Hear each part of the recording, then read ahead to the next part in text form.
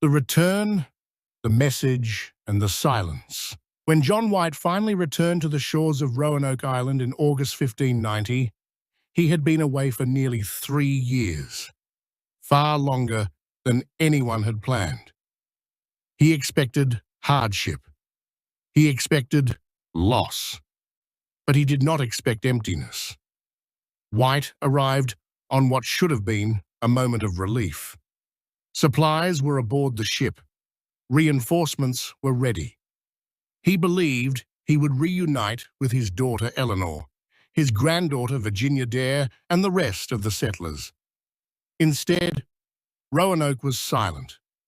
There were no signs of life, no smoke from fires, no movement along the shoreline. As White and his men approached the settlement, the absence became impossible to ignore. The colony was gone. The houses were not burned. The fort was not destroyed. Instead, buildings had been carefully dismantled. Wooden structures were taken apart piece by piece, as if the settlers had planned their departure rather than fled in panic. This detail mattered. If the colony had been attacked, there would have been signs of violence. Broken walls, weapons, bodies, but there were none. The settlement looked abandoned, not destroyed. Then White noticed something carved into a wooden post near the settlement. A single word. CROATOAN. It was carved clearly and deliberately. White immediately remembered the agreement he had made with the settlers before leaving in 1587. If they moved elsewhere, they would carve the name of their destination. If they left under danger, they would carve a cross alongside the message. There was no cross. This suggested that the settlers had not been attacked, at least not at the time they left Roanoke. CROATOAN referred to both an island to the south, now known as Hatteras Island, and a native tribe that had previously shown friendly relations toward the English. This made CROATOAN the most logical destination. White was convinced the settlers had gone there. But fate intervened again. As White prepared to sail toward CROATOAN Island, a powerful storm struck the ship. Equipment was damaged. Anchors were lost. The crew refused to continue the search, fearing the loss of the entire vessel. Against his will, John White was forced to abandon the search. This moment would define the rest of his life. He never saw his daughter again. He never found Virginia Dare, and he never learned what happened to the colony he was sent to protect. After White's departure, Roanoke faded into uncertainty. No immediate rescue missions were sent. England's attention was focused elsewhere, on trade, war, and survival.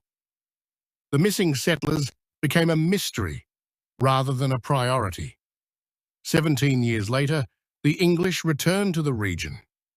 In 1607, the Jamestown colony was established in Virginia. Its settlers explored nearby lands and interacted with native tribes across the region.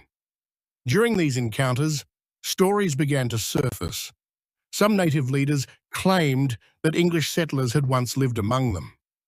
Captain John Smith, one of Jamestown's leaders, recorded conversations with Chief Powhatan, the leader of a powerful tribal confederation. According to Smith, Powhatan stated that he had killed a group of Europeans living with one of the tribes near the Chesapeake Bay. Smith believed these Europeans might have been the Roanoke settlers, but there was a problem. There was no direct proof. Smith never personally saw these people.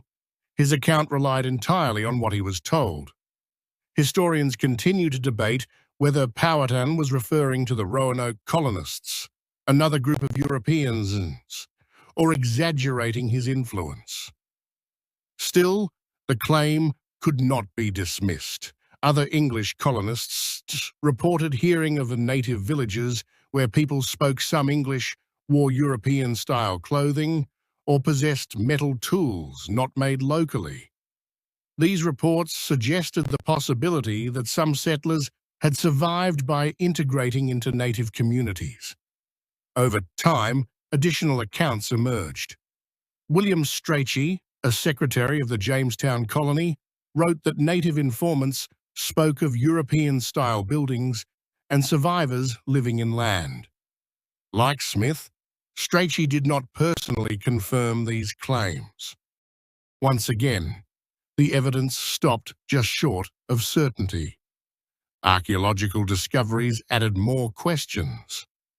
On Hatteras Island, researchers later uncovered small European artifacts from the late 16th century, rings, tools, and metal fragments. These items confirmed European presence but did not conclusively prove the Roanoke settlers lived there long-term. Traders and explorers could have left them behind. What became increasingly clear was this: the settlers did not simply vanish. They left intentionally. They took their belongings.